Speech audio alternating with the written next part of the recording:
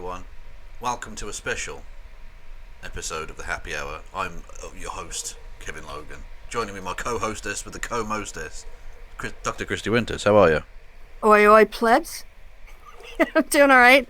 Good. Yeah. Well, I'm glad to hear it. And we've got a special guest tonight, haven't we? We do.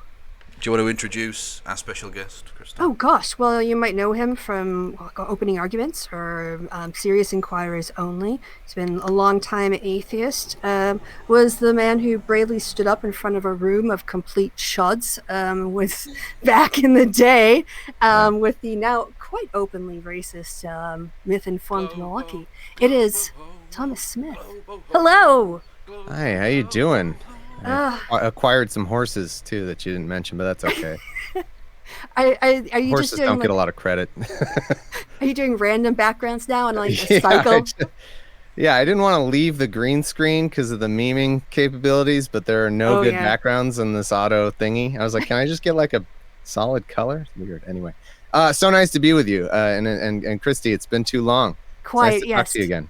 Yes, there was a time when like we would talk like every 7 or 8 or at least once a year, you know. Yeah, this is true. Well, it hasn't been that long. I look back and it's just that the last 2 years have felt like 10 years, and so that's so true. Yeah, it's a lifetime in some ways. Well, I think you came on rather drunkenly to, or was it? No, it wasn't you that was drunk. It was Aaron Ra to the midterm election show that we did. Oh, was that 2018? Yeah, that's right. Did you stop in on that? God, I think I was pretty drunk that night too. I was doing a lot that night. Yeah, but you weren't Aaron Ra drunk. That's like sloppy drunk. He was gone. Anyway, for some reason my chat isn't on the screen. I don't know what's happening. Speaking of good new atheists, Aaron Ra, love that guy. Yeah. So, yes, I guess okay, so let me introduce this by saying that we want to talk about the issue of new atheism and I guess the term was used, the far right, this Salon article that kicked a lot of things off. And I don't want, the goal here is to is not to relitigate or rehash stuff. I think there's a lot of hurt feelings going around. And the last thing I want to do is add to that or stir that up. And I just want to say for the record, I adore everybody because of my personal relationships with each of them. And I want to make sure that whatever gets discussed, I just want this to be an open discussion where you don't feel judged. And if I talk a lot about myself, I am only talking about myself. But yeah, there was kind of a discussion, I should say also, and I'm sorry to be so self-indulgent, but when all of this was happening, I was going through a really bad period of like mental health, and I had to kind of check out. So today I listened to your podcast, I listened to 2 other Ina's, and I listened to Eli's.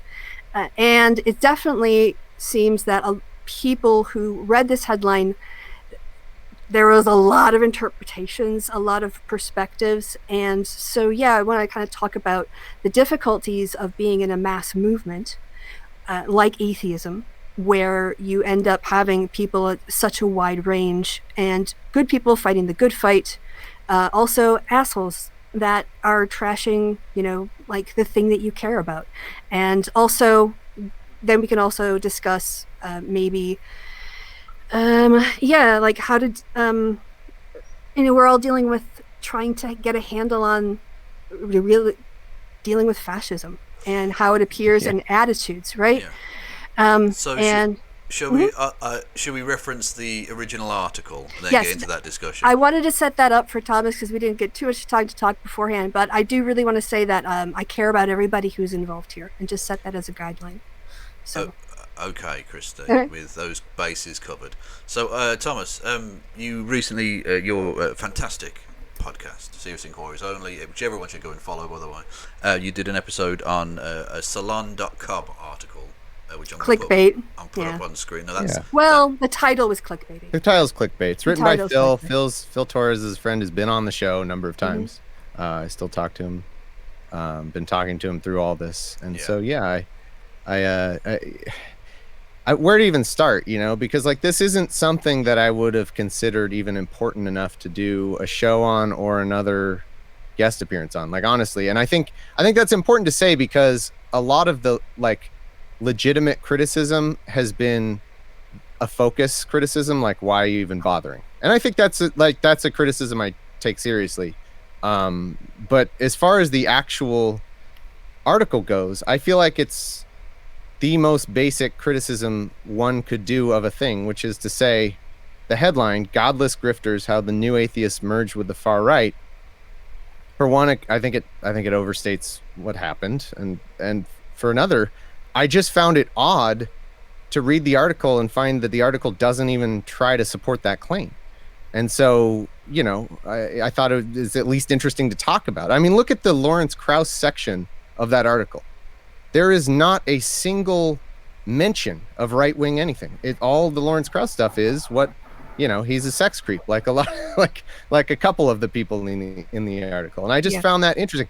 And all I was going to do, initially I tweeted this out, and you can go find it if you want. And I said, hey, I agree with all of this in the article, but I feel like far right goes a little too far and doesn't make the case. And I tried to emphasize that as much as I could. And I would have just left it there, except that I was thinking it over, and I thought it was a chance to talk about some interesting things. Like, for one, how are we defining far right, and is it helpful to try to find a way to assign people far right as quickly as we can? Like the minute they are, for example, are like not accepting trans people. Anyone who listens to my show knows that that's a huge battle of mine. And I'm really proud of the episode that Lindsay and I did, 2 episodes on The End of Gender, this awful transphobic book that she broke down expertly.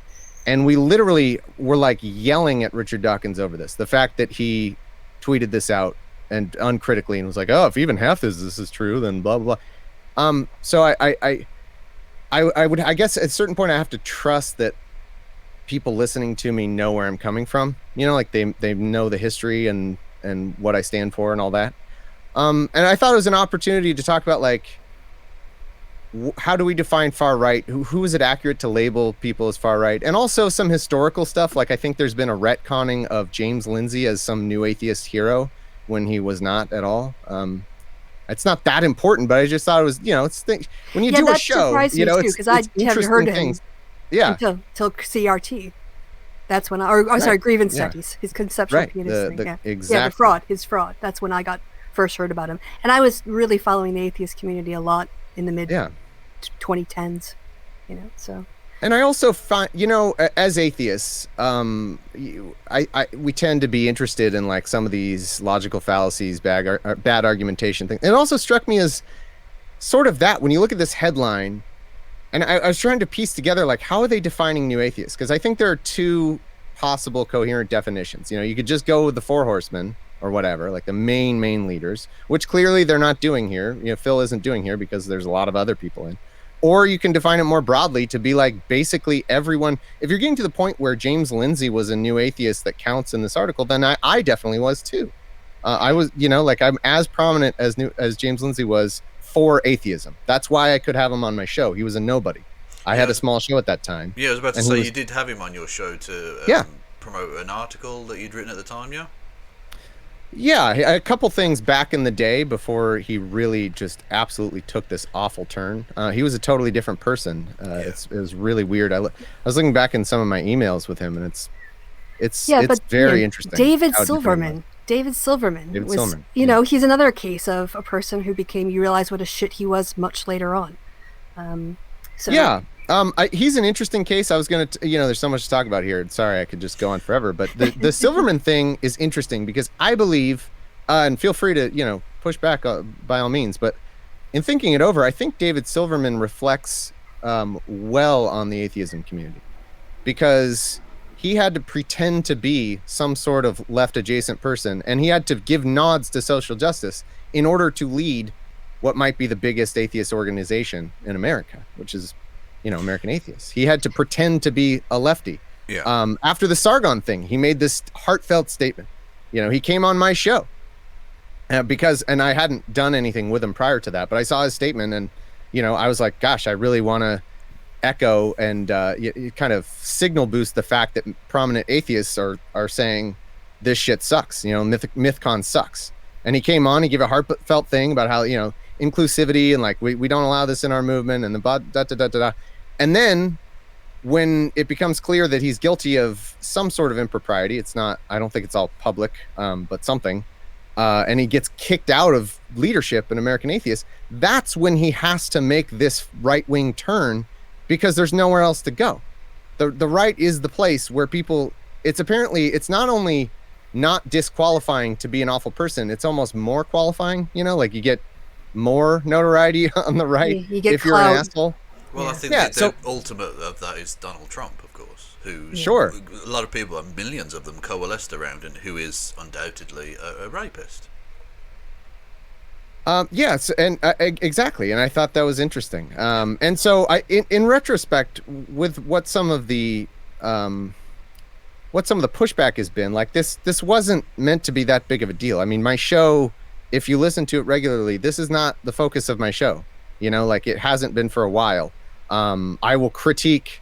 I have episodes and episodes critiquing Sam Harris and Dawkins and a lot of the main assholes who, by the way, I think Sam Harris he was the one where I said this is the best case, and I've been convinced by some of the good faith criticism that, like, I think it probably is accurate to call Sam Harris far right, and that's not much of a move, because I already believe that he was a pipeline to the far right and was running with far right people, like I've already said those very things a lot.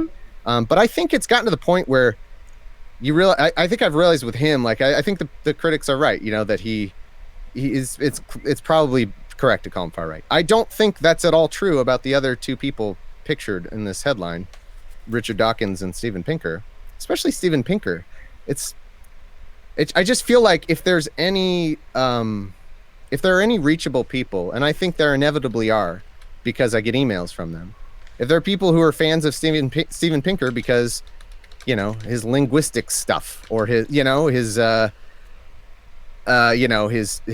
books on the Enlightenment. Oh, that sounds nice. Like Enlightenment, that's a cool thing. That sounds like a nice word. If there's any people who are casual fans of these people and see New Atheists merge with the far right, they're going to be like, well, that's shit. Like, there's no way that's true. There's no way Steven Pinker was one of the ones marching on the Capitol kind of thing, and I just feel like it's the most basic criticism to be like, maybe just don't overreach with your fucking viral headlines. But it's not a big deal. I never would. If I had it to do over again, I would not even bother talking about it. Go ahead. Sorry. No, fair enough. And I think, like I said, like you didn't go into it to provoke anything. Like that wasn't your intention, but there was a lot of, let's call it pushback on that. And damn it, what was my point? I had a couple of them as you were talking, and then I should write this stuff down because I follow your conversation. But first on the definitions of New Atheism, I talked, it's been a while now, but with Stephen Cattell of the UK, who actually studies atheism as a movement. And the term New Atheism it describes kind of like a time point, a time period, or at least it did the last time. This was kind of like when the splits were starting, again, 2015, 2016, when the political differences, as opposed to unifying around being against creationists and religious encroachment. But damn it, what was my point? Sorry.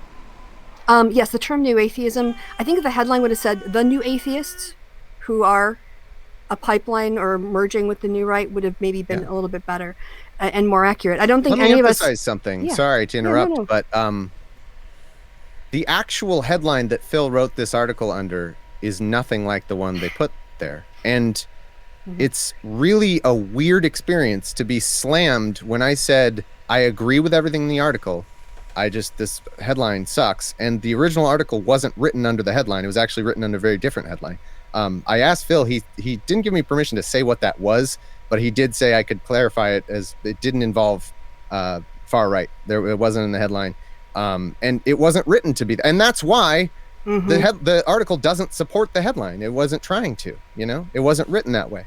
And I think that it's fair to say, why waste your time on this? I get that. We can disagree. And I think, I would, again, if I had to do over again, I wouldn't bother, because I don't care that much about this for it to have been worth any of the trouble. I just thought it was an interesting thing to talk about. And I thought among good faith people, we could have had a conversation about, like, should we label these people as far right, or has the right itself? This is something I actually was the most important thing that I'm sad that nobody talked about, was that one point I wanted to make, and one reason I recorded the episode, was my experience with the mainstream right is that almost every idea represented in this article as a far right idea is actually a mainstream right idea.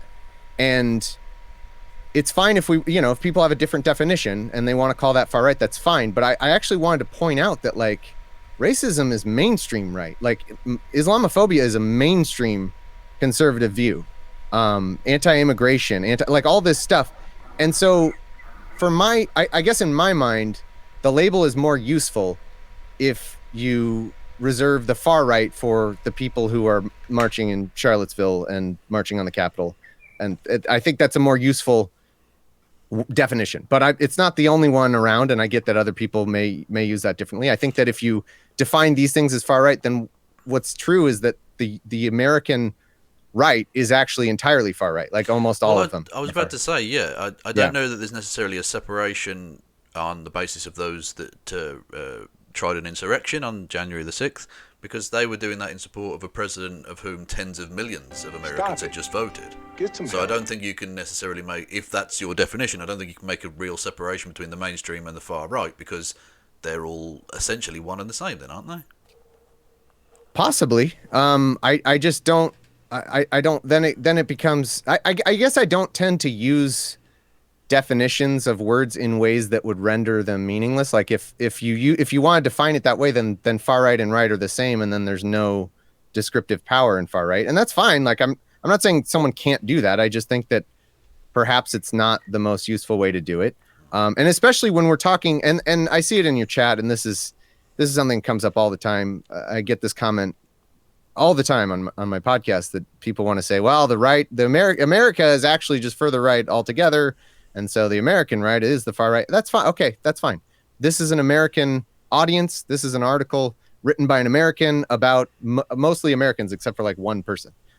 So I just, within that context, far right may mean a different thing than if you're, I don't know, in Europe or something. And it's not, I think it's weird to come in and say that we all have to be using your connotation of far right when it's, this is pretty much exclusively an American context that this discussion was being had. Yeah, and I think I talked a little bit off air or before we came on about the difference between the intellectual conversations that we're having, like let's have a think. And I agree, because I do that all the time. And as I said too, as a political scientist, of course I want very granular measurements, right? So I want there to be an ordinal scale of far right to center right to center, because in honesty it makes our maths easier. But there's that component of it, and one of the things the other thing I was talking about is trying to listen more to like I have white privilege, right? I've got my academic way of thinking and conceptualizing privilege, and then there are people whose lives are literally on the line, like we've talked about. And I know you're going to be sympathetic with this, Thomas, because you believe the same thing, that people who experience these policies don't have the luxury I do personally, again, me, to just be so conceptual about it and be so detached. And I guess if one thing I've learned from the pushback, if you want to say, is to be more open to hearing the exhaustion of people who are feeling under attack all the time, and to understand that these aren't academic debates these are some people's lives. And again, you agree with all of this. All these things, right? I know I'm not saying anything that anyone in this room disagrees with. And so, that is part of the thing that I like about the progressive part of atheism, is that we do have a commitment to intersectionality. And here, even on, this thing, when Kevin was asking you questions, you're trying to be open, you're not trying to be open, you're being open and taking on his ideas, engaging with them. And I think that is the thing that that will make us stronger. So I'm not, again, this isn't like a criticism toward you. I'm just saying that these conversations sometimes can happen on different levels. And I tend to live in the conceptual level, because I don't have to live in the, I'm not having Richard Dawkins's anti-Muslim Islamophobic, comments tweeted at me. Or his transphobic comments or anything. I don't have to live with that. And so I guess if nothing else, I'll wrap it up in a second. Yeah. What I've taken away from this is that understanding, especially in the atheist movement, which does tend to be not very diverse, that listening to those people's experiences and listening to their conversations and having those conversations is also an important part of our activism. Again, we're in 100% agreement. I just wanted to say it out loud. Yeah, but I was just going to say you are subject to some of it though, because I mean the sexism of people like the late Christopher Hitchens, but the weird rape obfuscation stuff that Richard Dawkins has done, that is something you are. Within that side of atheism, I am discredited because of what's between my legs. Absolutely, right. And that's why I like being in these spaces, because I'm not. And that's the kind of place that I want to be able to talk about atheism and have atheist conversations. Yeah, so. That's fair enough. So in terms of the actual article, are you a lot of your beef, if you will, with it seemed to be the use of one particular word, that being merged. That you were okay with the concept, or you agreed with the concept of it being a sort of pipeline where it would lead people to, or those for Sam Harris, yeah, for Sam Harris and probably Dawkins and anyone involved in that awful, like anti-Muslim bigotry pipeline. Yeah, absolutely. I think they've led people far right for sure. It's awful. Yeah, and I think that goes back a long way, because you seem to put a time scale on it in terms of the death of Christopher Hitchens being the end of New Atheism, but I think it goes back even further than that, though, doesn't it? On the basis that if you remember the quote-unquote Ground Zero mosque, and a lot of the people in New Atheism who unfortunately bought into that nonsense, I think that you can see the roots of the alt-right in that kind of creeping, disgusting Islamophobia. Yeah, no, I think that truly is. It seems to be the original sin of New Atheism as a movement, is this Islamophobia, and I definitely think that's something that we've all had to grapple with. If you were around at that time, and if you were a fan of these people, that's absolutely something to grapple with, to realize you were a part of. And I do realize I was a part of being a fan of these people and like propping them up back in when I first started. And that is something that, I don't make any excuses. Like I apologize for having any role in New Atheism in that way. And I don't believe that conflicts with anything that I've said or that I believe. No, absolutely. I just meant in terms of you didn't like the use of the word merged. Just because, again, I think that, look, it's just sloppiness. And again, it sounds like the biggest legitimate criticism of my episode is that I shouldn't have taken the time. I mean, I think that everyone in good faith can understand that the plain meaning of this headline is that New Atheism merged with the far right. But if the criticism is it's not worth picking that apart because, kind of what Kristi said. I mean, this is something that's not worth even the appearance of being on the other side of. Maybe that's true. And if that's true, then, like I said, if I had to do it over again, I would probably either not do the episode or speak about it very differently. But I think that's a huge difference from saying that I am actually on the other side of this. I am not on the other side of this. And it's frustrating to have people who should know better, who know me, say that I am, because I'm not. I think that, I think my work kind of speaks for itself there. And I have to trust that on some level, if people are going to engage with my work on good faith, they'll come to that conclusion. Yeah. Did you hear Eli's diatribe? I did. Yeah. Yeah. And I feel in some ways like you and he are, because also I think, let me start over and use real words. Both of you were around in the atheist communities, movements, circles for a very long time. And I think, and I wasn't officially there, but I was very much identifying with the way, with what you were all doing. And I think it's difficult whenever something you identify with ends up getting caught up in racism. I made this parallel before, but I think there's some parallels here between like criticizing other atheists and as white people criticizing really racist white people. I had to uncondition myself from that reflexive defense or minimization because I had been conditioned by white supremacy, right? And I'd also been conditioned to personally identify with like the founding fathers. And for me, the moment of it was actually Doug Stanhope, who was talking about he's very yes, but he did say something that really struck with me when I watched a bit of his comedy, which he was talking about people who are taking pride in things that they're like people had done in the Second World War. You know, like, oh, if it wasn't for us, they'd all be speaking German. And he's just like, I don't remember getting a message from the French about a job to garrote some Germans. Like, he's like, it's dead people's baggage. Yeah, that's. Yeah. I think I've made the point on this show before, didn't I, about having that conversation about what we did during the war. And I said, me and you didn't storm the beaches at Normandy. What the fuck are you talking about? We didn't do anything. This is it's like who was it who said it was nostalgia is heroin for old people or something. Like it's just it's nonsense. And I've gone the same tirade where the same people who are celebrating the storming the beaches of Normandy are crying over having to put a piece of cloth on their face to potentially save millions of lives. Like it's unbelievable.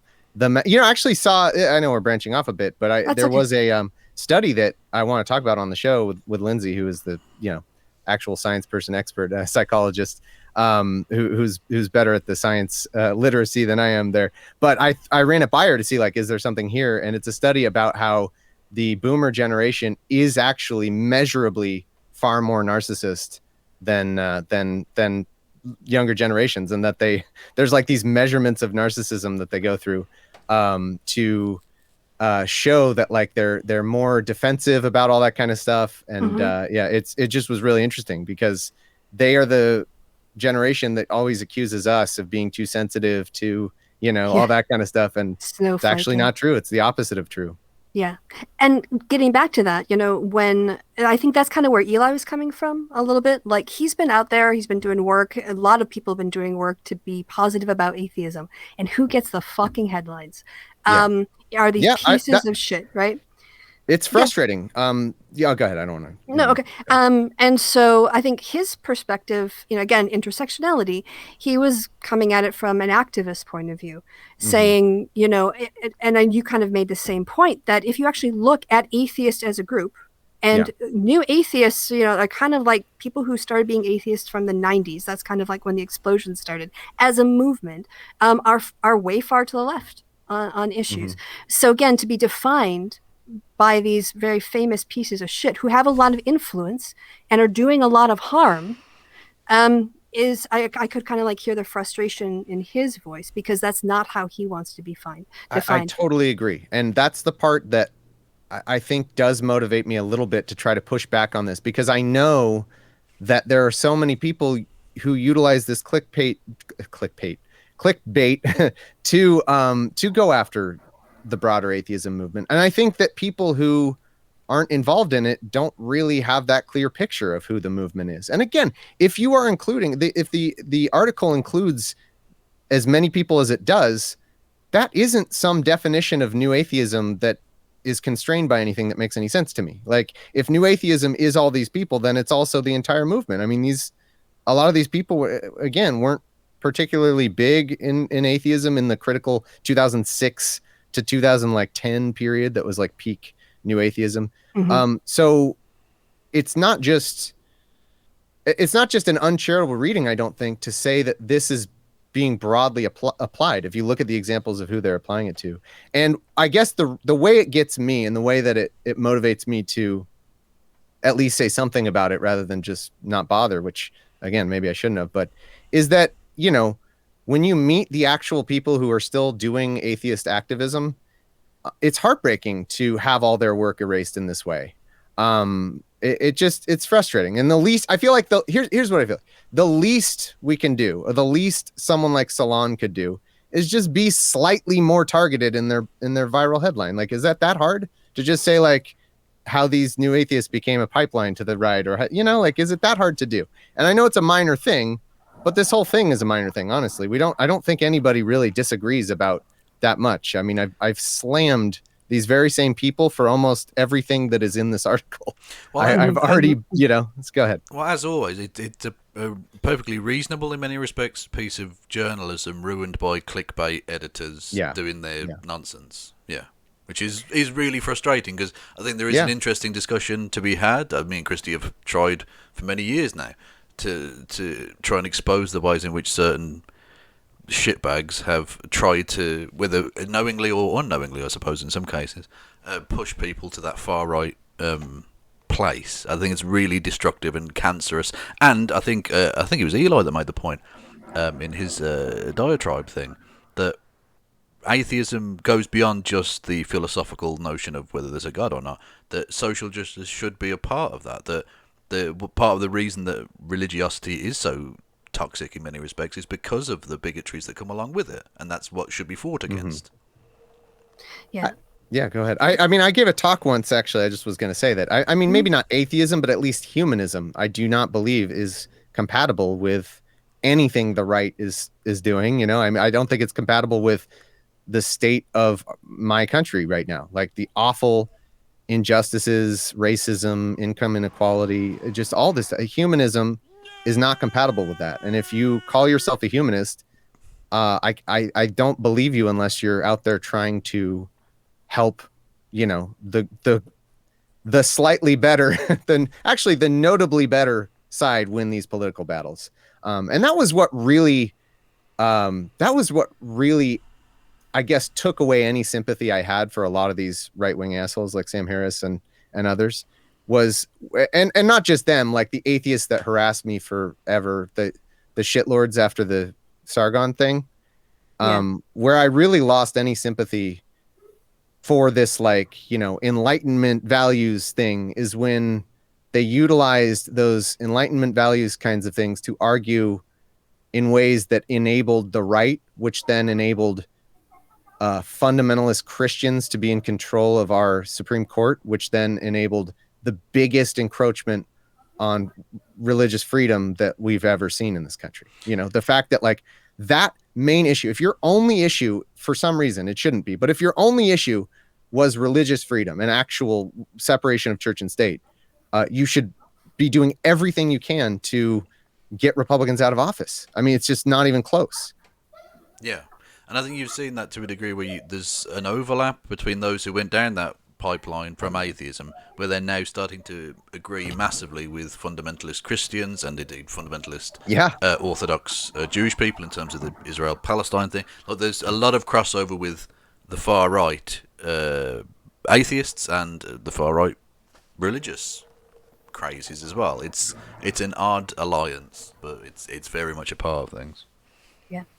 And on that, again, I'm just going to kind of pop up to give more dimensionality, is the word I'm going to just throw into the conversation right now. That's not a real word. You made that up. Probably. But no, actually it might be a real word. But I want to kind of reiterate that we're talking on a very conceptual level here. And when someone says, look, if someone, I understand what you're saying, Thomas, about you don't want to broad brush stroke everybody, because then 70% of the population is going to be Nazis, and what do you do with that, right? But I can also understand where someone might come from saying, well, if you want to say a pipeline to the right, or right adjacent, or a right ally, or far right ally, just add far to all those things. Does it even really fucking matter? Okay, so Sam Harris goes and sits down at, we agree, at a table of 10 Nazis. What do you have? You have 11 Nazis. And again, I think that's, I understand where people are coming from. When they aren't interested in the kind of nuances that we think are kind of really important, because the issues, I just want to say, let me just finish, because the issues that are at stake, I think, is what they would say, look, isn't the important thing the issues, not the labels, right? Is atheism part of a movement, to make things better, or are you there to take different parts of it for your movement? Is this an atheist movement focus, or is this a values movement focus? Does that make sense in terms of the two different perspectives? I don't know that I followed that last part. What I mean is is what at stake here our principles and our values and where we're going? Or, and maybe this doesn't have to be an or, but for some people it is, or are we going to have these discussions about who's far right, who's right adjacent, who's moderate right, and who's centrist? And so it can seem a little bit pedantic, perhaps. Sure. I think so. And I think that if someone came at that episode and had no context for anything else I'd done, I actually would forgive them for thinking that. Absolutely. Like what if this was the only thing you ever saw me do? It would be very weird. And I would say, like, why is this guy doing that? That's not, even though, by the way, I will emphasize yet again, I said many times in the course of the episode that I agreed with everything in the article. There's like one statement that I thought was a little unfair about comparing Sam Harris to Trump, because I don't think, I don't think Sam Harris is that level of ignorant, but whatever. That aside, like, I agree with all the substance of the article.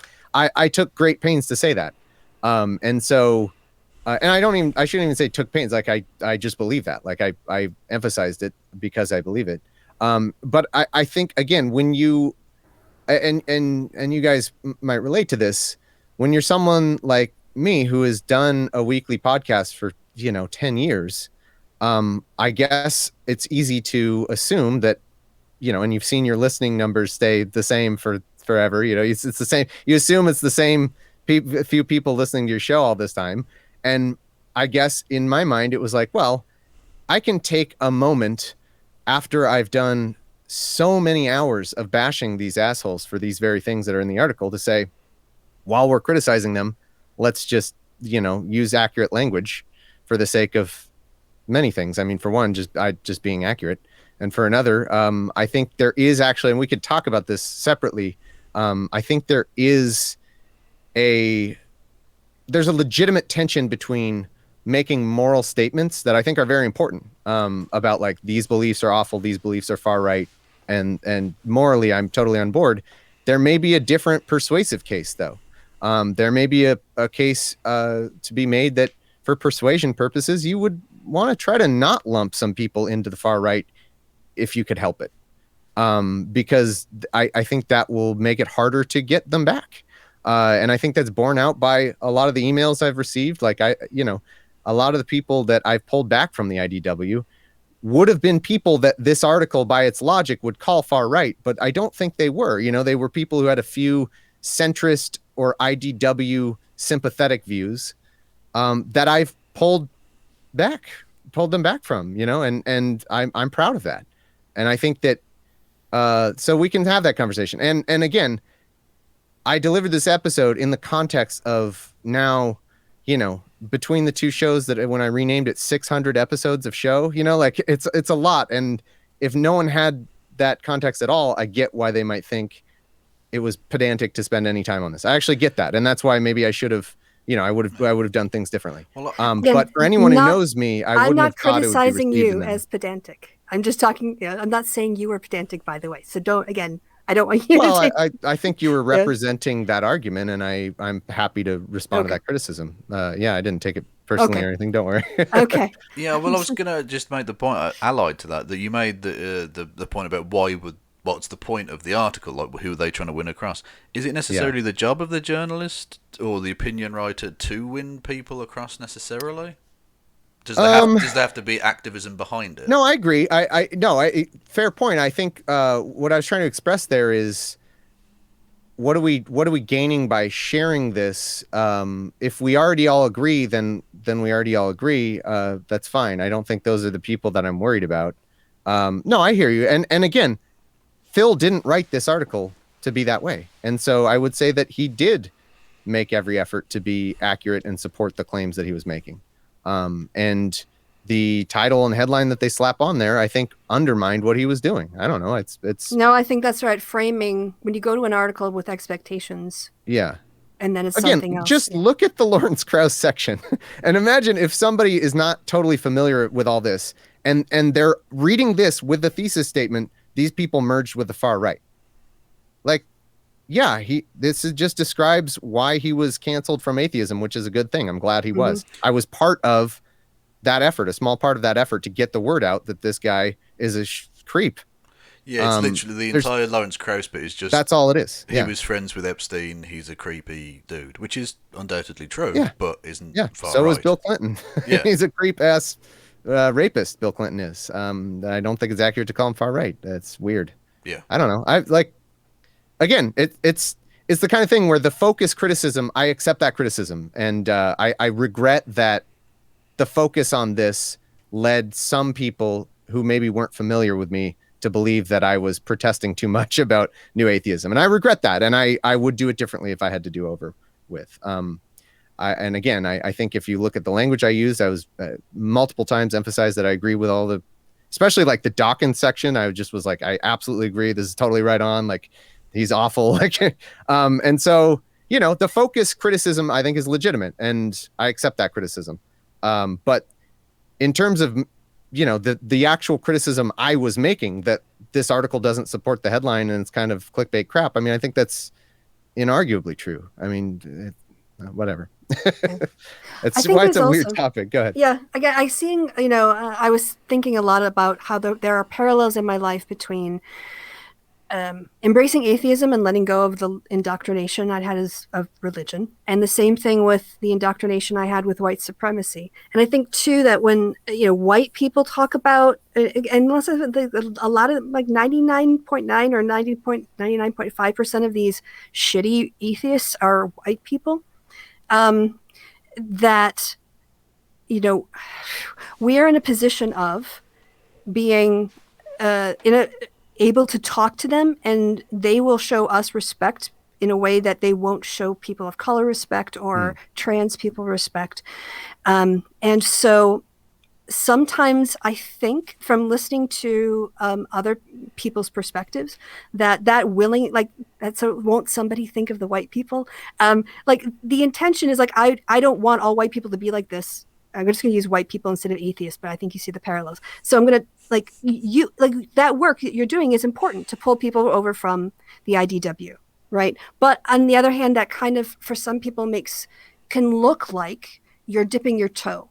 Now, I don't think you are. People who dip their toes are like shoe on head, right? And she comes over and she dips it over the left, but she mostly stays. It's just that I can, I hear on Black Twitter about a lot of suspicion. Don't trust white progressives. They're going to throw us under the bus. And when you see sometimes instances where there are white progressives throwing people of color under the bus, you're like, I can see where you're coming from. Again, this isn't about anybody in this room, but I think maybe as Anglo people or people with privilege, again, trying to make that space, that is where we're probably at our most effective in our activism one-on-one.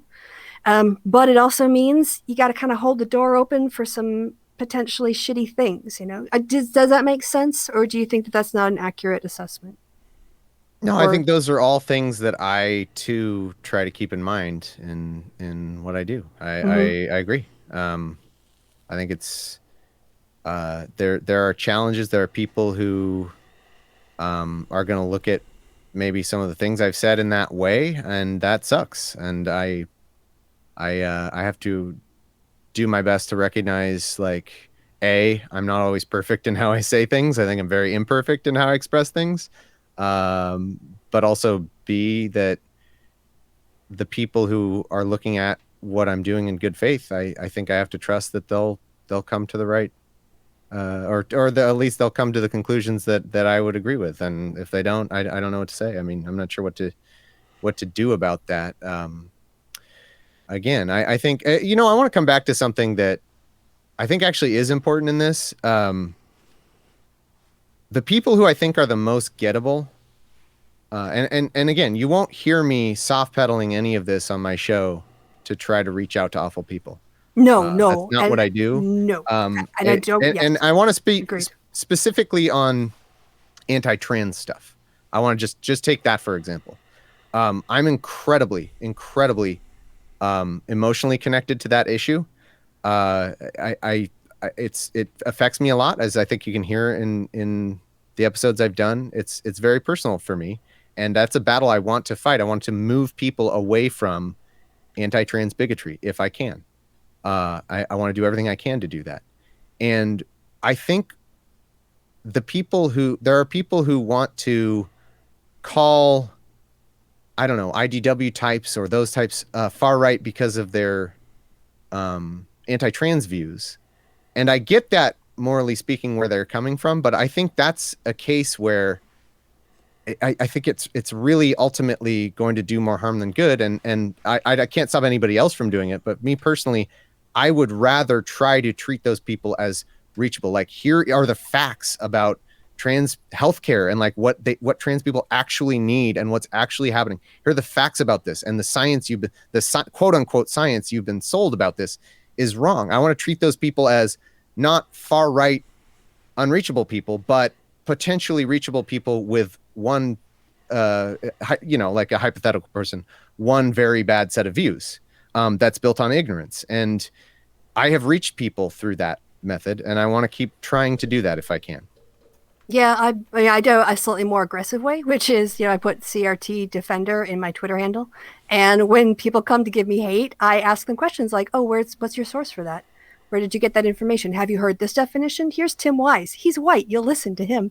I don't say, well, sometimes I say that, but, but I'm in some ways trying to plant seeds too, push out the counters. And I think that is an effective, just being shitty isn't, but I do think getting people to think about stuff or forcing them to go look something up and think about it and make an argument and justify it and explain what is at the basis of that can be useful. And I can do that. I have the emotional space to do that because I'm not, someone that CRT was developed because my rights were being violated, So yeah, I get where you're coming from. Yeah, I've done 3 episodes on critical race theory recently, and it's very frustrating to see the cultural meltdown over that. Or is it just the culture being exposed?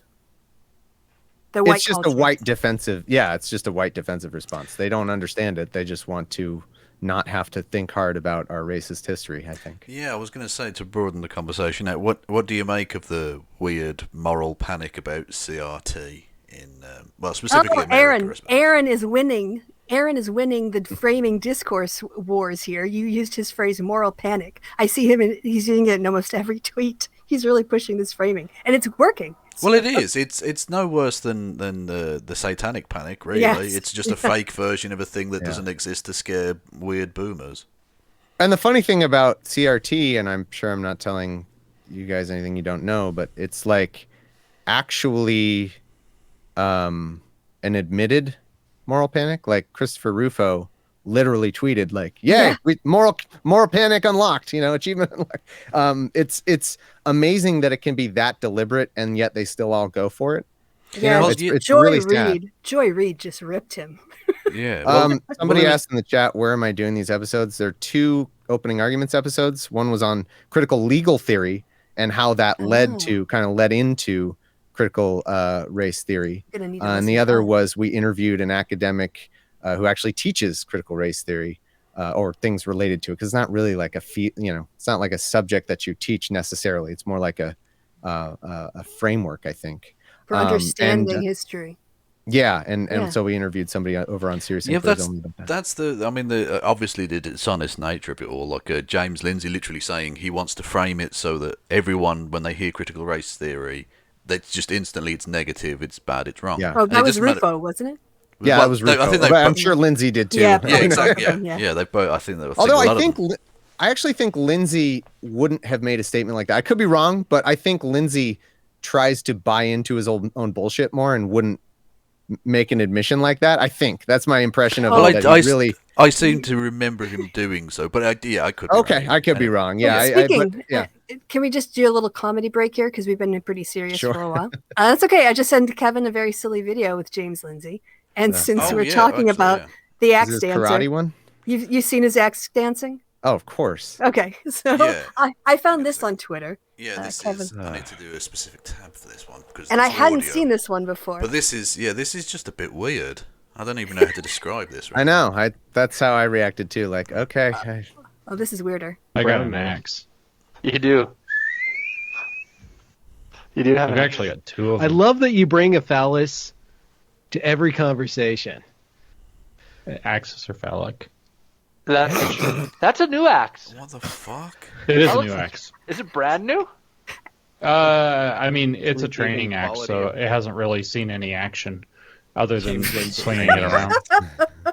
James Lindsay. So it's like I you're the- tweeted today, for context, I tweeted today that somebody That said was- that I needed that a was it. therapist, and I said that I did get a therapist for a while, and the therapist didn't believe my stories. And then eventually, when she did believe my story, said I need a more qualified therapist. And I said, fuck it, and started teaching myself to fight with an axe instead. And What the fuck? I did. That's great.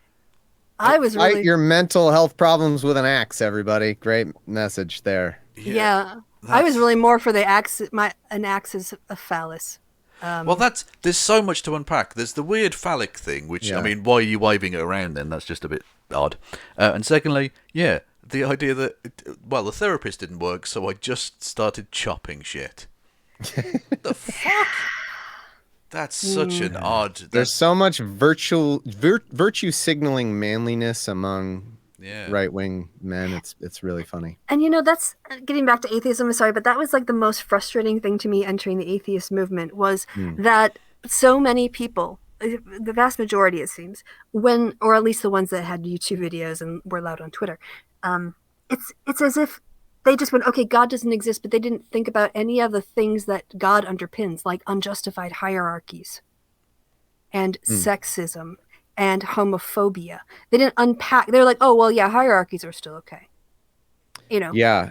Sexism's Along those still okay. lines. Oh, sorry. No, that was it. Go ahead. Yeah, along those lines, I think maybe the most frustrating thing, because it kind of underpins all the rest of this, like one of the most harmful things, because it enables a lot of these other harmful right-wing things, that the atheism movement did to a lot of white men online, was to make them think that all their biases were just rational, neutral things. Yes. Yeah. That really is something that it just created so much harm, because it allowed them to do things like assume everything they believed was like the rational, Enlightenment values, Western civilization thing. And it really did move a lot of people and make them susceptible to far right talking points. I think I referred to it as the cult of logic, which is basically, the idea that, like you say, that because they thought they were they literally tried to embody logic and reason. Like they were happy to slap it on a T-shirt, to use a certain phrase. But that's it. They didn't actually embody it at all, to the point where introspection was seen as like a bad thing, because why would you need to ever investigate your own thoughts? Your logic, your reason. So you don't need to actually analyse it, which means when some right-wing dickhead comes along and convinces them of a thing, that means it must be right, because I am logic, which is just fucking the road to hell. Well, they were more committed to invested in their conceptual or their rightness than in humanism, in values and morals. Yeah, And it's like conversations. a certain segment of the crowd, of the atheism crowd, that I think really is the online YouTuber shitlord atheist community mostly. I think they latched onto the cruelty. I think they latched onto the Hitch slap. Oh, look at Hitchens embarrass somebody on whatever. They latched onto that cruelty part, and I think a lot of other really good people latched onto other parts. There's nothing wrong with enjoying a good argument, but the cruelty wasn't the point for a lot of people, I think. And for some people, the cruelty was the point, and they took that aesthetic and applied it to a bunch of things, mainly like feminists online, as I'm sure Kristi is familiar with. I remember those days. Yeah. Yeah, exactly. And so the values of humanism didn't enter into the equation. Yeah. And that was, I think, a lot of the leadership, because in, especially Anglo-speaking the world, rationality and masculinity are connected, whereas emotions and feelings are connected to the feminine. And if you already buy into the hierarchies in an unquestioned way, then you're ranking rationality as higher, and feelings, facts don't care about your feelings. Yeah. Right? And it was a movement without a moral compass in that way, for some people, not for everyone. Yeah. And I think it's so ignorant. I've said this a lot of times that feelings are facts. How people feel is a fact in the world. And if you want to be ignorant to that, then you're missing out. And you're missing something valuable. That's a damn good point. Yeah. And what I think that to Sam Harris, I think the dumbest thing he said, and I think you brought this up in the episode, was him saying that Ben Shapiro, who's the facts over feelings guy nonsense, was it open to rational thought or some nonsense? Oh God! I could do a correction on that. While we're on the topic, this was an interesting mea culpa. Because I said that happened a long time ago because I vividly remembered that happening in like 2017 when he first started having Ben Shapiro. He did like a live show with him back in 2017, and I remember him saying that. And so I said, well, it's been a while, and I shouldn't have said that because it's not important. But also, stupidly, I should have checked. He said it subsequently, like he said it more times than that. Oh, no. He said it as late as 2019. Which is an absolutely vital correction. So I was wrong about that, and I should not have even bothered. I was wrong to even make the point because the recency doesn't really matter. But yeah, it's not just that he said that once going into the Ben Shapiro live show thing that he was going to do, that he followed it up in 2019 and emphasized it again is particularly stunning. I mean, that's one of the things in the good faith criticism of my episode that I think has moved me to say, you know what? Yeah, he's far right. I think Sam Harris is effectively far right. And I think that's a valid claim. Again, it's not, I want to emphasize that that's not much of a move for me. I already thought he was most of the way there and ran in those circles and used those talking points. But I think at this point, yeah, it is valid to call him far right. It's a difference between happily going to the conventions and becoming a registered member. Yeah, right? yeah, exactly. So it's a subtle step where you go, yep, he's full. Well, it's the race and IQ stuff that sort of did it for me. Like that, once you go to that place, once you start going to weird like IQ stuff, you're not really that. You're hopper skipping a jump away from measuring skulls at that point. Like, what the fuck is wrong weird with you? That's very, very strange. That was when Sam Harris lost a lot of his previous audience, and that's an interesting thing to look at in this. And well, I don't know. Again, I hesitate because I don't know now when I'm in a space where it's okay to just kind of pontificate about these things. But I think that Sam Harris lost a lot of his atheist audience and gained a lot of religious audience. He even commented on it himself. I think that is true. I'm not trying to absolve atheists, but I think it is noteworthy and it fits with what we know about atheism from the polls, that they are like the most lefty religious grouping is no religion. And so I think it's interesting to look at that, like that he dropped a lot. If you look at Sam Harris's Reddit, which I don't know if you folks have been on that, it's interesting now. It's like a lot of them don't like him. It's a weird place. It's kind of like it's weirdly independent of him now. Like obviously you still have factions that love him, but there's a strong presence of people who are still active in that Reddit but just don't agree with what he's doing now. It's really interesting. Yeah, I think that's actually an interesting point because it's a point I've made to Kristi and on the show more generally, that most of the atheists I've ever met in real life are A, very nice people, and B, pretty liberal to left wing, in that kind of political spacing. Whereas a lot of the thought leaders seem to be at best centrist, if not right wing in some cases. Mm-hmm. And that didn't make that didn't make sense in my head why that would be the case. And I think the point you made about the fact that when Silverman was outed as a sex pest, he was kicked out. When these people do get shown to be what they are, these right wing or sexually harassing people, they generally tend to then drift to the right because that's not an impediment to success on the right. Whereas a lot of people on the left and a lot of people in atheist circles don't fucking like that shit. And I think that actually speaks rather well to the body atheism, if that makes sense. If you look at Silverman's Twitter, you could actually see this in real time when it happened. It's funny too, like in a dark way. It's funny because he tries to justify it. I don't have any more choice. I used to be anti-Trump, but the left is just the left, right? Yeah, and you could see him trying to justify his jump over to just supporting Trump, or at least not being against him anymore. And it's pathetic. It's a thing you have to do when you have nowhere else to turn. You can turn to the right because it's a tactic that is actually very effective, by the way. And it's a reason why they're so hard to fight, because they are so good at consolidating their power. Anybody who wants to fight against the woke, just they are not afraid to ally with them. They are not afraid to take Sam Harris on board, even though Sam Harris is an atheist.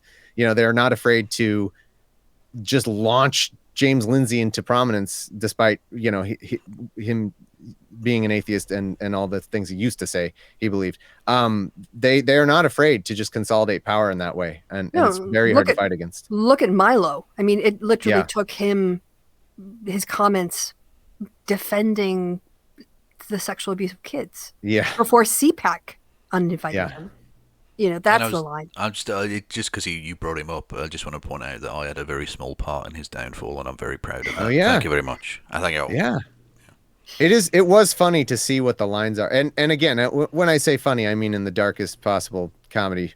And the same thing happened with Mythicist Milwaukee. Do you remember? Mm-hmm. Oh, where they were like, we're just here for free speech. That's the thing. We just all views, whatever. And then they're like, some guy that is going there is like into child porn. They're like, almost all views. We're into almost all views. Like, oh, so you do have lines. It isn't all about like libertarian free speech. Anything goes. Like, yeah, there are lines, and certain people we want to draw the lines differently. They want to try to play the libertarian free speech, all speech. The best way to counter bad speech is more speech card until something crosses even one of their lines. And then they're like, well, no, okay, not that. And it's like, yeah, that was the argument the whole time. Drop all this crap about the principles of free speech. It's just where we draw the lines. And some people want to draw, like me, think we should draw the lines a bit further to, to the left or whatever you want to say. To be respectful of other people so they don't live in a country where they can be openly abused. And someone goes, that's my right to abuse you. Well, yeah, exactly. They all do this. I mean, Jordan Peterson, the supposed free speech absolutist, deplatformed, what was her name? Lauren Chen. And now they're literally writing laws to ban critical race theory. It's the most blatant hypocrisy. Exactly. It's so unbelievably dishonest, the idea. Not just that, but it's so childishly pathetic, the idea of a free speech absolutist. No one has ever been that. That's just not workable. It's ridiculous. All of these, like you look at these Twitter alternatives that start off as completely there's no restrictions or anything, and then they realise it becomes unworkable. It's a complete morass of nonsense, and then all of a sudden they're banning everything. Like on what was the one we've covered, Kristi, before, where you can't post pictures of fecal matter. Parler. Parler, that's it. Yeah. There's Parler, and then now they're doing Getter. Get her done. Getter. No. Sorry, on the Getter thing, I'm going to have to interrupt because there's only one Getter we need. And it's in one of the final scenes in Ghostbusters when they're facing off with Zool. It's one of the early scenes. No, and he says, "Go get her, Ray." About Zool. That one. Okay, well, there's the one in the beginning. Yeah, no, that's the callback to the scene in the beginning of the movie. Right. Yeah, because he's like, nope, I have a plan. Yeah, I posted that very one, and it's so applicable. I did the Zool one in the library. Yeah. Oh, good. We have both covered then. Yeah. He's like, I have a plan. I know exactly what to do. He's just like, get her. Get her. Go get her, Ray. That was your big plan, eh, Ray? Yeah. No, it's so funny. And what the funniest thing about trying to create a right-wing alternative to Twitter is that, like, Jack seems pretty right-wing to me. Like, he seems really willing to enable the right at every turn. Are you going to do a better job of enabling the right than Twitter already does? I doubt it. Facebook's even worse. Facebook, exactly. If you look at all of the trending, or the top viewed things, it's always like Ben Shapiro and all these horrific right-wing shitbags. And even to the point where Mark Zuckerberg, because he's Jewish, is vilified by these far-right scumbags. But he actually called Donald Trump on election night to congratulate him on his victory in 2016. A thing that these right-wing idiots seem to forget, as if he hates Trump, he blah, blah, blah. It took him till, last month to ban Donald Trump from Facebook. Look, he'd been posting crazy conspiracy theories about the election, about Muslim people, about all sorts of shit. Right-wing enablement by social media is the wound, and the salt is the right-wing complaining about it. About them being persecuted. Work the refs. They just try to work the refs, and it works. Like in sports, actually, depressingly, working the refs in an unfair way actually does work. True. Yeah. Ben Shapiro is the ultimate flopper in that regard. Yeah. Can I share a tab with y'all? Because I actually have a timeline on this. Ooh. Can you? Yep. All right. So I was responding to Middle World here, who asked the change from cancel culture is bad and we should allow all forms of speech and debate them to, yes, we should ban critical race theory was fast. And I actually went and looked it up for her. So I said, it's actually the same guy under 6 months. Here he is in January. the cancel culture agenda will only succeed if we let it. In this time So of it's quoting testing, Holly. Yeah. yeah, we must not shrink back. We need to stand up for the right of every American to be heard. And then this month, yes, we should ban critical race theory from our schools, my syndicated column. For the Well, what I week. especially love is the idea that they're teaching critical race theory in high schools. Yeah. When Yeah. the fuck did that ever happen? Okay. Well, I mean, I can kind of give an explanation what they're so afraid of, if you want. Sure. All right. Well, yeah, because critical race theory, I love having how to I gave you permission. It's not my show. Like I was just like, I'm in control here. You're so used to being the host. Yeah, so as I started to step up to defend critical race theory, I started to read more about it, and I'm becoming I'm convinced. I'm 100% convinced by it. And I think the idea here is, when I was taught growing up about U.S. history, we had these sort of like blocks of sections, right? So you'd have the 1800s, and you'd read mostly about white people going west and manifest destiny. And then you'd have a little block of text, a pull-out box that would talk, the Native Americans, right? Mm-hmm. And they were just like, this thing that happened. But, we pressed on, and eventually they got their voting rights in the 1960s. So, it's all fine now. I mean, that's not really what I was taught, but that's kind of what's implied is like, it's all worked out for the best. So whatever, these are just things that happened. Because critical race theory looks at culture and institutions as being, like co-created. And in the case of the United States, because that was founded in racism, it's not just that, slavery happened during the Revolutionary War. Like the white Americans undermined their own position by not even allowing free blacks into the colonial or the Revolutionary Army because white men didn't want to be around black men with guns, even though they were Americans fighting for the same cause. And making that link, tying racism to these kinds of decisions, that's what critical race theory as a framework for me has done.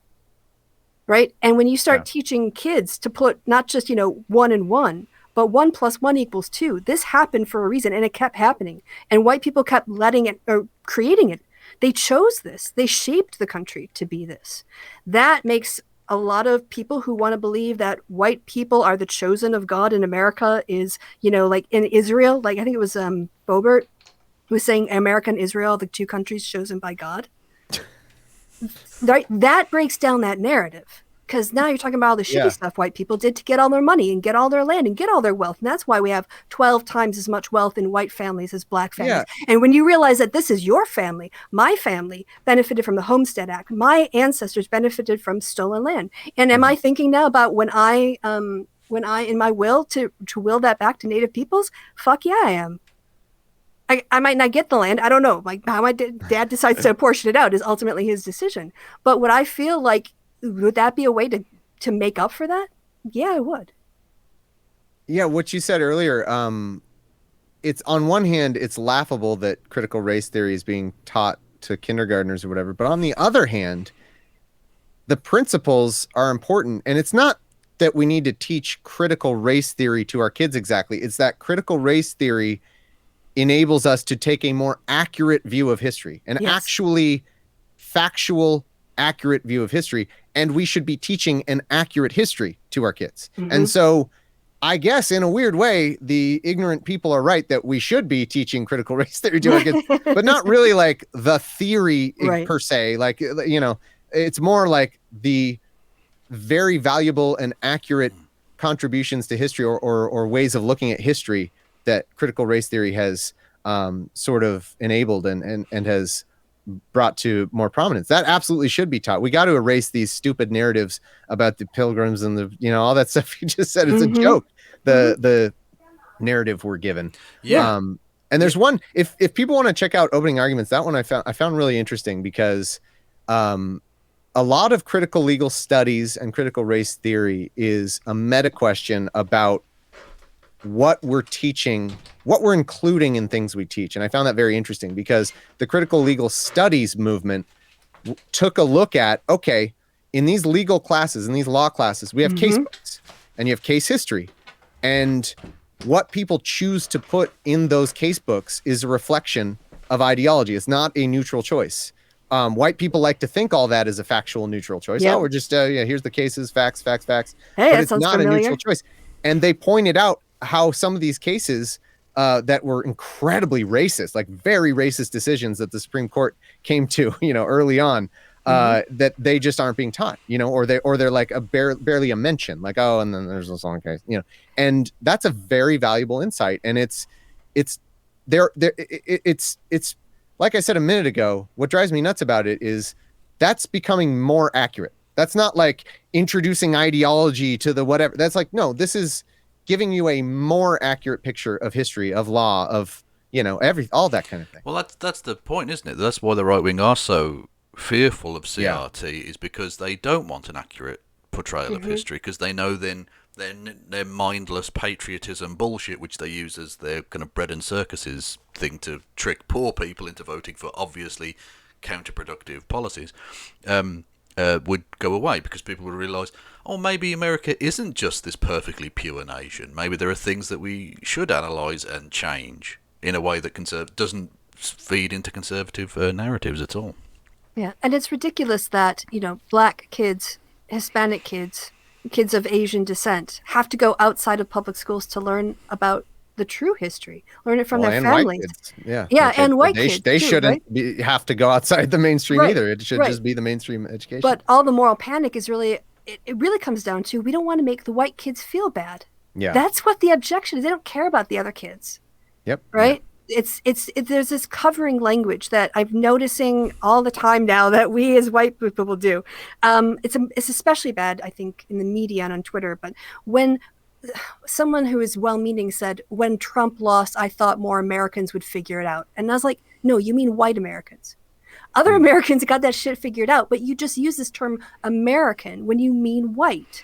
Well, yeah, say white. Well, yeah, because you have all these phrases like African American and Asian American. No one will say white American because that's the default, isn't it? Oh no, we get variegation. We get Italian American, Irish American, French American, right? Well, that's what Polish I said. Asian American. Asia isn't a country, is it?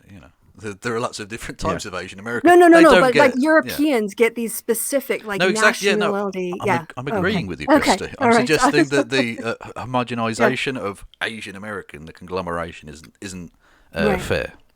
Yeah. Where were we going to go after this? I have no idea. We could probably just at least put a bow on the salon piece. I'll just say that, if anyone came into this and didn't know me and thought my focus on it showed that I cared too much about, defending new atheists, I'm sorry you came to that conclusion. I'm sorry that I led you to that conclusion in this episode. And it's not what I intended to do. And I tried to make as clear as I could that I agreed with the article. But it sounds like even just focusing on this at all may have been, not the best use of my time. And I acknowledge that. And I think I would have done it differently or not even bothered. And so I think that's that. I don't think we really disagree much.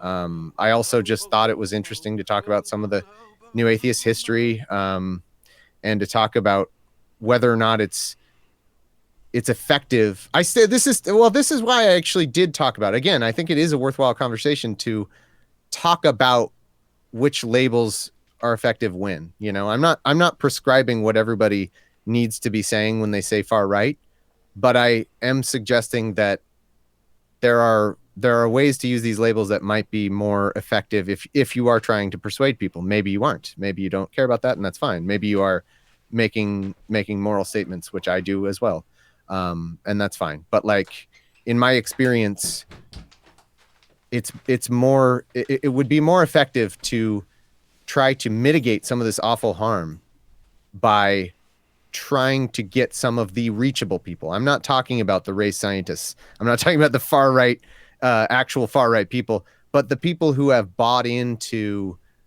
the veneer of rationality. I think those are reachable people. I was about to say, if you're not talking about race scientists, what did you talk about, Sam Harris? Yeah, I never suggested that I was trying to reach Sam Harris. I'm not trying to reach Sam Harris. Yeah, that's precisely my point. I'm not. I think I'm trying to reach the people that see those people as respectable, but haven't examined their beliefs on that too much. And that's where I'm coming from. If and if people disagree with my approach, that's just something that we disagree about, and I get it. Like I don't know what to say, but I just want to emphasize that it was not my intention to try to at all like excuse these people for what they're doing. I just think that if you look back in my back catalog, I think you'll see that it's consistent with that. Well, thank you for coming on our show to say this. I mean, you probably said thank it you for having other me. places, but like, I mean, I'm not. You I don't haven't have to leave. actually. I Okay. haven't really talked much about it because it's been too painful. Understood. So yeah, I appreciate the invitation that I think I extended to myself apparently. Because Kevin wasn't even talking to me.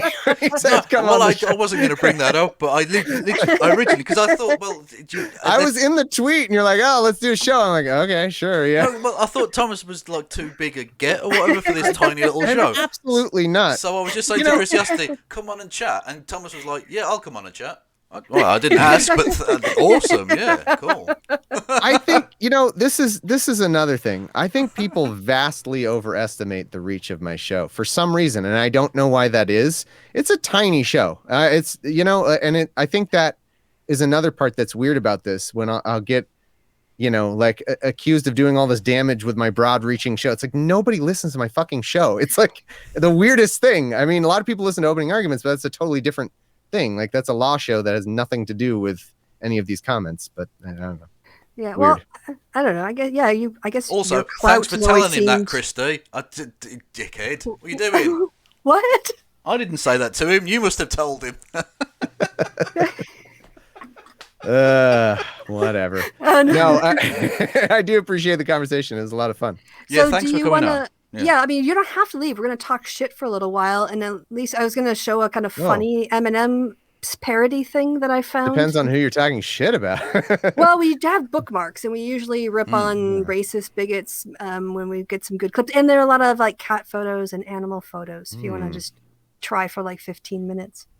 Sure. I mean, I won't turn down an invitation to look at cats. I mean, come on.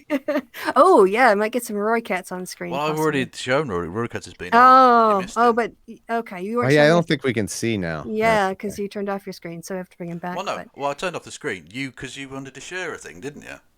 Yeah, that's true. But then Yeah. you didn't turn things back on. Well, shut up. Anyway, It's who's like- going first with the bookmarks? Are you ready, or shall I? I'm not ready. No. Frantically scroll down on my bookmarks. Oh no! While I'm scrolling, show the Eminem parody that I don't have that. What are you talking about? I sent it to you. You watched it, didn't you? I sent it to you. I watched like 10 seconds of it, and then Thomas came. This is every bit as great as you promised. This is so it's an extended Odd Couple-esque routine, comedy routine. I'm Damn, now ready, so I'll just share. We have to do like I- boomers trying to figure out how to work the DVD player. I feel attacked. Yeah, No, but no, you that's can't say you feel wrongly attacked. No. The truth hurts sometimes. Exactly, The yeah. truth wounds. Exactly. Anyway, so this is Marjorie Taylor Greene saying that AOC is a communist and isn't American. Should we have a listen? Oh, this is not the thing I sent you. No, it isn't, because I don't know what you're talking about. Shut up. Like, just open up your fucking No, Facebook. I'll You get can it. do it. Led by AOC, the little communist from New York City. That's right. Yeah, lock her up too. That's a good idea. Holy shit. She's not an American. She really doesn't embrace our American ways. You want This to is know why. why? She has something called the Green New Deal, which is led by So apparently locking up members of Congress because you disagree with them is a good idea? I saw a tweet saying that the Democrats were sending a letter to McCarthy, basically gripping on Green again. I didn't know why. Now I do. Well, yeah. I mean, there's another McCarthy from American history which sprang to mind for me in this one, but Yeah. whatevs. That's awful. This is too dystopic to. I don't really laugh at these things personally. I don't know. Well, in this case, we would just rip. Too dystopic. I mean, one thing that is interesting about this is entirely enabled, not entirely. A big enabling factor in Marjorie Taylor Greene is Citizens United and the awful right-wing choice in that case to allow just massive donor money to come in from anywhere, and there's other campaign finance rules that not just that, but like what's interesting is I heard a conversation on this recently. It's not as though that big money corporations have as much a say in our politics as they used to, and it's not helping, which is like the corporations abandon a lot of these people like Marjorie Taylor Greene, but she's propped up by millions of grassroots donors being able to donate to her campaign from all across the country. And it's a really interesting thing to think about, how that kind of, it's like the underside, the flip side of what you would think would be a more democratic thing, is like allowing donations from anywhere for these candidates, but it actually has had the effect of shrinking everything or narrowing every race to a national race, because if you can piss off the right people, then you can get national focus and just get ungodly amounts of money donated to you. It's awful. Yeah. I remember being in the UK and learning for the first time that in every single constituency for Parliament, the parties have, get this, Thomas, I don't know if you know this, they have a maximum amount of money they can spend. Oh, be so nice. Like, it's, I don't know, like £250,000. I can't remember what so nice. right? And that's it. And no independent parties, no third-party expenditures, no commercials by different interest groups. Yep. The parties get their own airtime, to do stuff, and nobody watches it. Otherwise, it's mostly volunteers knocking on doors, putting things through your doors. I love the media blackouts too, like in was that France, or is that also in the UK? I can't remember, but I remember when we were all trying. Briefly, the world was following that French election, to see how if Le Pen or whatever would do anything, and it was like, well, they're in the media blackout phase, and you're like, what? You get a media blackout phase? What a relief that would be, Like, can we have that be all the time over here? Well, we get a really weird forced thing where you have to be neutral. So if you have if you say, oh, the Labour Party are good, you also have to say like, oh, the Conservative Party are okay. So no one gives an opinion for weeks. Yeah. It's amazing. And their campaigns are 6 weeks long in the UK. I know. Whereas American campaigns never end. They never end. They never end. It would be so nice if we could reform all that. There's a lot to it. It's not just Citizens United, but that's a big part of it. And but the other thing is, we've allowed, by not electing Hillary Clinton, we've allowed a conservative stranglehold on the court. Yeah. And I don't know how we're dealing with that, short of electing like 5 more Democratic senators, maybe like enough to where 50 of them want to get rid of the filibuster and pack the court. I don't even know how many. I mean, I think 55 or so would do that. I'm trying to think off the top of my head how many don't support that. But anyway, short of that, which would be a very, very tall order in 2022, but maybe possible. Yeah, I don't see how we're ever fixing it. Well, I think the repairs, it depends. I mean, McConnell's been focused on judges and stopping Democratic agendas for one reason, and that's he's giving air cover and time to all of the Republican-dominated legislatures, right, to write shitty bills, to do more gerrymandering, and to do more voter suppression. Because, look, they, like Jim Crow laws were overturned by the Supreme Court. So you just got to make sure that like people can't get it voted into office unless they're part of the GOP. And the goal has been for decades, I am convinced, one-party rule by white, older Christian men. Like, that's been their goal. Well, they know ultimately they know they can't win nationally fairly. Right. Exactly. So you have to gerrymander districts, and you have to have. Without the Electoral College, they're not a viable national party. And they know that. Yeah. So that has to remain. Yeah. Well, also the way the Senate is apportioned. But okay, we should probably move on. I've said this before. Montana does not deserve 2 senators. No one lives there. They deserve 1. Yeah. They don't deserve to be a state. Blend all those states together as one state. I've literally said this. The Dakotas and Montana get 1 senator. That's it. All of them. Yeah. Because no one fucking lives there. Whereas California and New York, people live there. If I remember right, didn't they divide the Dakotas for racism purposes? I'm trying to think. I wouldn't be surprised. Oh my God. That's a good guess about anything that happened in America politically for like 200 years. Is like, was that racism? Probably. Well, the reason that Maine as a state exists is racism. Yeah. The reason that West Virginia exists is racism. Yeah. Well, we watched a video a couple of weeks ago just talking about how like music theory is embedded in the culture war that Germany was fighting in the 18th century for like superior dominance, and that included kind of like German whiteness. Well, like I was on that point. We were talking previously about the road network and stuff. I was reading about the specific issue of the Treme neighborhood, which is the oldest black neighborhood in America. It's in New Orleans, which was a thriving black, basically where jazz started, which is basically the only really massive, that and rock and roll are the things that America has produced culturally, and it started there, and it basically got ruined because they built a big interstate through it and killed it. Man, yeah. I just made that point on I think, I'm not sure if the recording is out yet, but about that again, the intellectual opposite of curiosity, like that's what's so frustrating about the people who brand themselves as intellectually curious but then fight against stuff like critical race theory. Like Rhodes, because you can do it dismissively. How could Rhodes be racist? Pfft, Rhodes racist, these lefties. And then you look into it and like, no, actually they're racist. The way they were built is exactly it's incredibly racist. The way that the Shapiros of this world will put it as like, roads are racist, the left's gone crazy. No one's saying that the concrete and tarmac are racist. It's the people that decided to build it in the specific way and areas they did. That's the racism, obviously. I just have to it annoys me to no end, and I guess annoyance isn't probably the right word, but I can't find one that kind of embodies despair and frustration that I'm not learning this until my 40s. Yeah, totally. Well, it reminds me of that the meme that's going around of the Tommy Hill from The King of the Hill, where he's literally saying, "Are you sure white people did this? Because this is the first I'm hearing of it." Because I'm white, and it's the first I'm hearing about it. Yeah.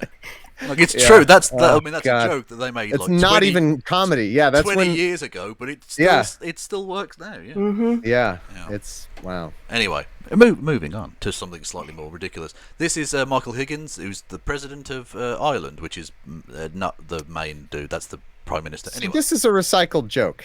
This joke has already been made. Yeah. Am I wrong? Probably, but I like it. It's Danny DeVito who's cast to play Bernie Sanders, which is true.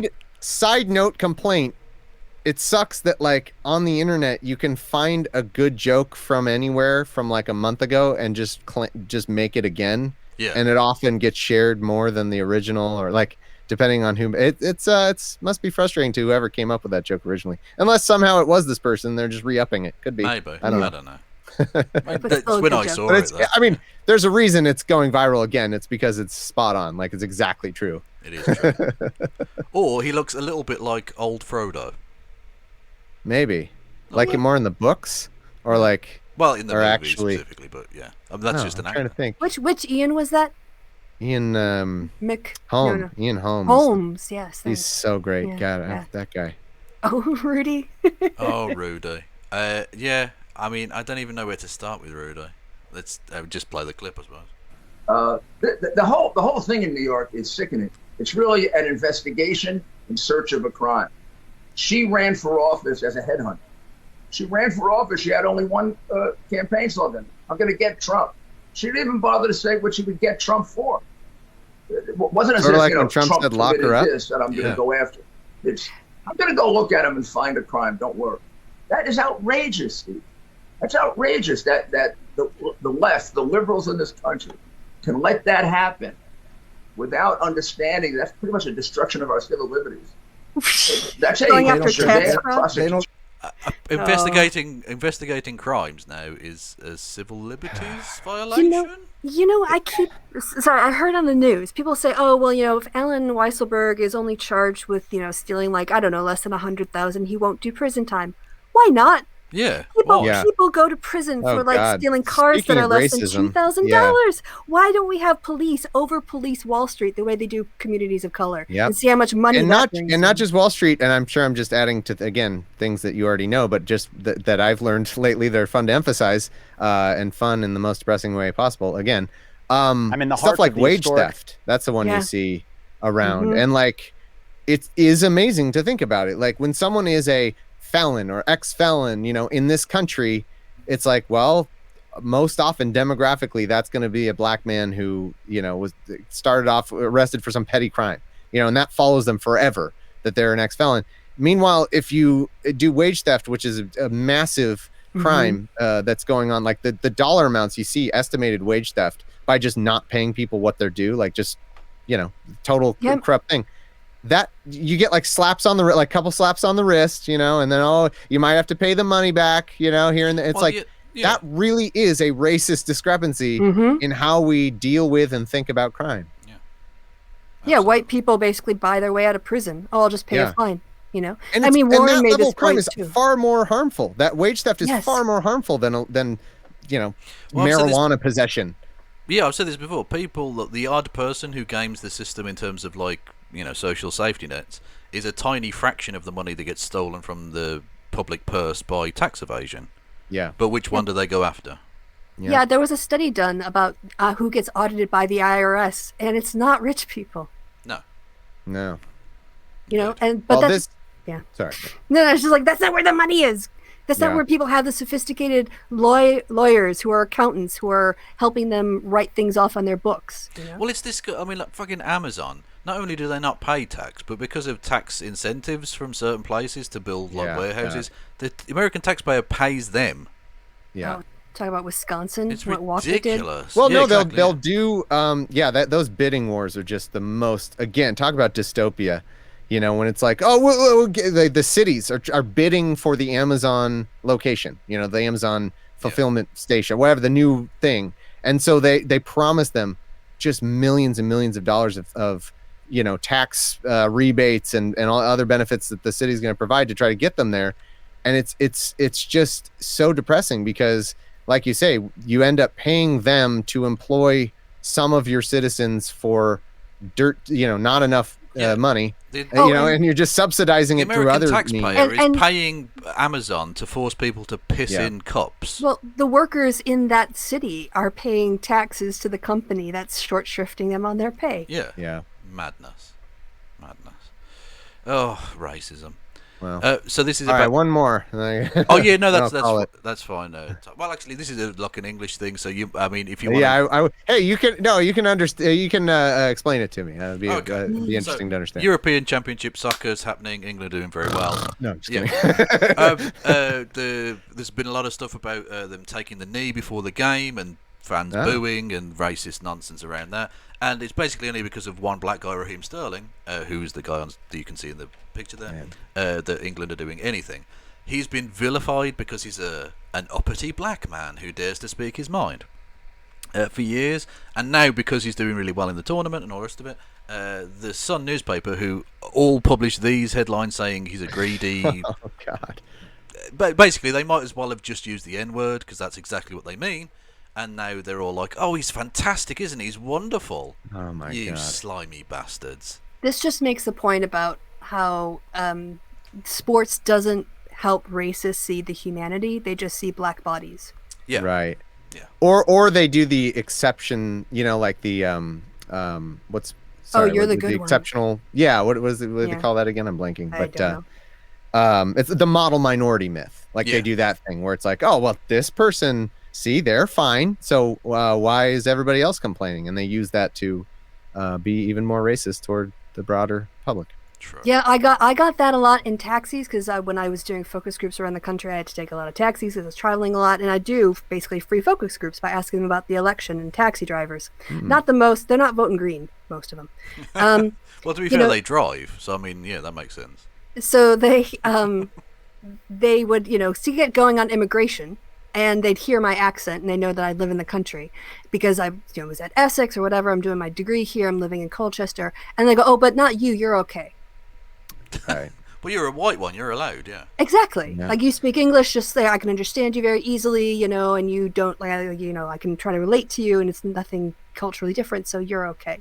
And, you don't say anything because you're in somebody else's car. You don't want them to kick you out in the field somewhere. Like, wait till you park first, at least. Yeah. But I did have one guy who did approach me. He said something just blatantly racist. Like, we're both outside of a train station finishing drinks or coffees or something before going inside. And he said something about those people. And I was like, who are you talking about? And he looked a little bit taken aback, like, oh, I thought we were cool, Yeah. Oh, no. I don't know if this happens in America. I might as well ask. Yes, I have two Americans on the line. This happens a lot in Britain where white people will talk to white people that they don't know in really racist ways, assuming that they're just going to be as racist. Like, I didn't ask you to be racist. I'm just stood in a line at the bank. What the fuck are you being racist about, you dickhead? I would say that's like the biggest opportunity, for privileged people to try to make a difference. I think it's I'll tell you personally, it's a tough struggle, especially not with racism, but I would say that the time where it's the most intimidating when it's difficult is like a locker room full of dudes making a sexist comment. Yeah, it's intimidating. You're like, God. And I've said something, but it feels rough. It feels like it's not pleasant. But I think it's maybe one of the best opportunities for privileged people to try to make a difference is to try to speak up in those times. And it's a really difficult thing. It's not an easy thing to do at all. As just before you go, a question from the chat. And I'll broaden this out slightly. Sure, I can't see the chat anymore. Oh, no, that's fine. Oh, okay. Ask Thomas if he knew that taking a knee was a thing outside of America. Like, is that a known thing, that's a worldwide movement now in America? Well, now so are you saying this was already a thing before Kaepernick, or? No. I'm saying the fact that the kind of Black Lives Matter movement and it's moved worldwide. Exactly. No.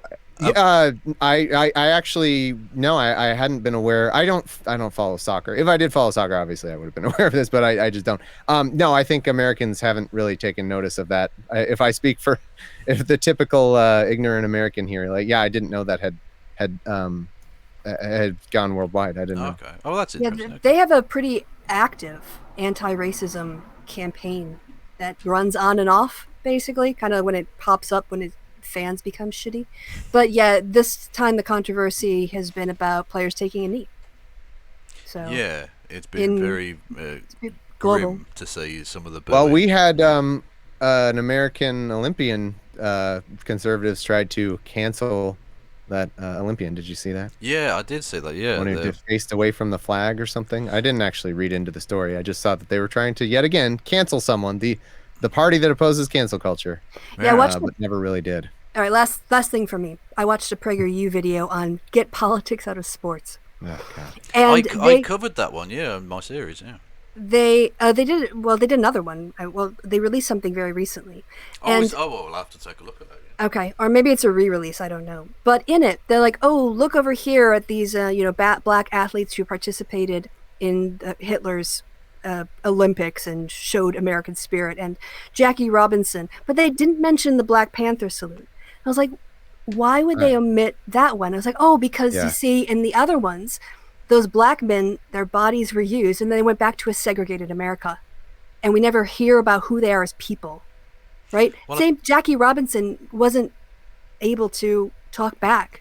He was silenced. He endured abuse, and he just didn't respond to it. But when black people stand up for themselves, that's when they want to erase that from the discussion of the tradition of a patriotism in sports. Told this before, but I think it's worth repeating. Jesse Owens is the black guy from the 36 the Nazi Olympics. His story, amazing story, wins 4 gold medals, is the black guy that goes and basically proves the white supremacist myth of the Nazis wrong to their faces. Amazing story. Yeah, it's amazing. But he comes back to America, and this is the harsh side of the story that a lot of Americans probably don't even know. And there was an award, a celebration dinner in his honor at Radio City Hall in New York. And because he was a black man, and this was during the era of Jim Crow, he had to take the freight elevator to the top of the thing because he wasn't allowed in the people elevator because he's a black man. So he was stood next to trays of dinners that were being transported to the top in essentially a dumbwaiter up to the thing because he wasn't considered a person enough to go in the person elevator to the honorary dinner in his honor. Yeah, I remember being because I was raised conservative, in a Fox News household, and I remember when I was kind of exposed to Muhammad Ali's stuff, what he kind of did in the 60s and 70s. As a conservative, my family reacts a certain way to that, and it was like, oh yeah, why couldn't he just box, whatever. And then acquainting myself with that as an adult and seeing what he was saying and how much fucking sense he made, why would you go to Vietnam to fight some other people for a country that doesn't even treat you with dignity. Like, of course you're not going to go to fucking Vietnam. Like, what? Well, It's yeah. incredible. I'll modify the phrase, but it was no Viet Cong ever called me an N-word. Yeah. I think that's there's a perfect sense to that. So he couldn't just shut up and box because he took a stance, and they banned him from boxing. So Absolutely, he had that's to go the to other part of it. That Zaire, you know? yeah. Oh, well, and I'm sure you've seen this too. But the story about the Mexico City Black Panther salute one, right? Yeah. Like that. I believe when you look into that story, like they were totally blacklisted and. Like there's a long history of conservatives canceling people in this. Well, interestingly, on that point, I forget the guy's name. The Australian. He was the guy who finished second in that race. Right. Yeah. And he actually wanted to take part in the salute as well, but they only had 2 gloves. They had 1 pair of gloves. So he had a little Black Power badge that they wore, and he was like the guy at the front of the 2 black guys behind him on the podium. And when he got back to Australia, not a country replete with athletics medals, either then or now. He was blacklisted. He was not allowed to take part in any Olympic event after that because he dared to stand in solidarity with black athletes. Yep. Like, even the white guy was shit on because he dared to stand with the black guys. Being political in sports to conservatives just means not going with their political ideology in sports. You know, like I am so fucking sick of having to hear the national anthem. Can I just say, I don't need to hear it ever again in my life, ever. I have to hear that fucking song before every single hockey game that I watch. Yeah. Every single one. There's 82 of them in a year. I don't need, even if I was a big fan of America, I would be like, all right, this is a bit much. I don't need to hear that. You know, there's no songs that I like that I want to hear that many times, let alone this fucking nationalism bullshit with America.